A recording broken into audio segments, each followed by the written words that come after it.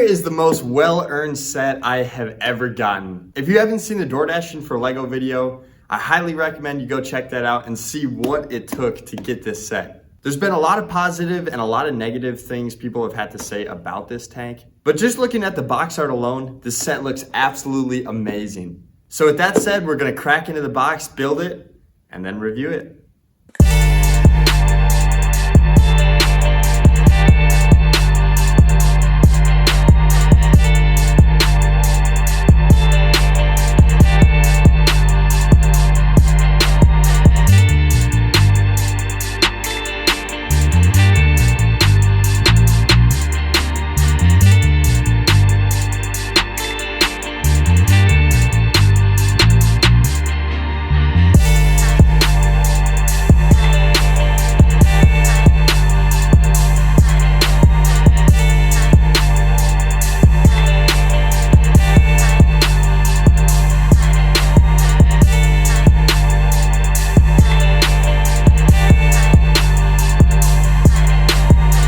Well, here it is, guys. I just finished building this new Republic fighter tank, and I think it looks great. We're going to start by reviewing the tank, and then we'll get into those minifigures. I can't decide if I like this tank. There's a lot of things that I think Lego did really great, and there's a couple things that I think they could have done a lot better. So we're going to start with the things that I like about this tank.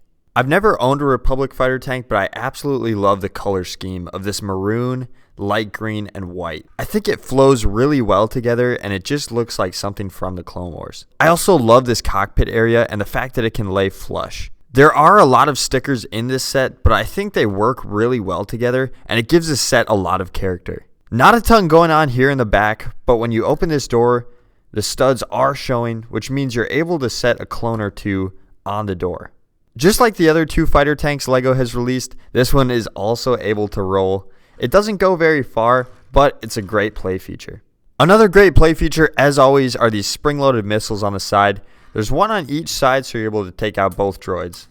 This is what the tank looks like with all of its hatches open. The cockpit is open. This middle part is open, which goes all the way through to that back door. The midsection seems pretty spacious, however, you can't really fit a clone in there without his helmet getting stuck on the door. So I'm not really sure why it's so open, but nevertheless, it is a play feature that you can access. Up here in the cockpit, there is a printed control panel, which is really nice. Once the cockpit is open, you're able to put your clone trooper standing up here, just like that, and he's able to look out and take out some droids.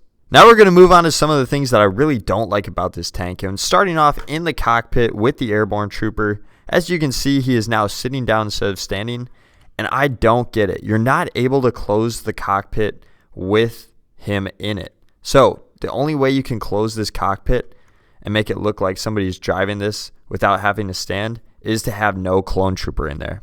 Although this cockpit looks really great, there are a lot of pieces that can easily fall off, like these little antennas up here, and also this piece right here. Both of these pieces are just held on by two studs. This cockpit hatch is also super difficult to get open. You got to kind of dig your nail into it if you want to open that hatch. There's literally no other way to do it unless you open this door and push up. Moving down to the midsection, this is where a lot of the criticism has been stemming from, and I must say I agree with those people. Both sides just look a little too tall and very bland compared to the rest of the tank. And words don't even express how much this frustrates me, that you can't close this door completely flat. Here's another look at this hatch, and you can kind of see it just looks out of place. It looks way too tall for this tank. Again, another complaint is that you can't even put a clone in there without catching his helmet. Those are some of the big complaints that I have about this set.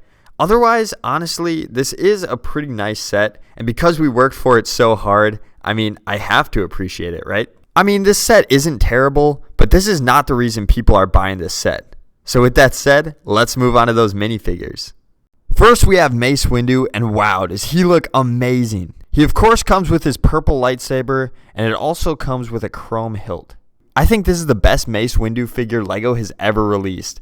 From the arm printing and the leg printing, he has it all. Overall, fantastic character. Moving on, we have the standard 187th Troopers. They have the same helmet print as a shock trooper, except they're purple. Both the torso and leg printing I think are perfect. And they of course also come with a standard clone head. I absolutely love the purple color scheme of these clones, and I'm really glad LEGO decided to include 2 of them in this set. Finally, we have the Airborne Trooper, who comes with a rifle with the new rifle extension piece. A lot of people wish that he was included with a real waist cape, and I must say I have to agree.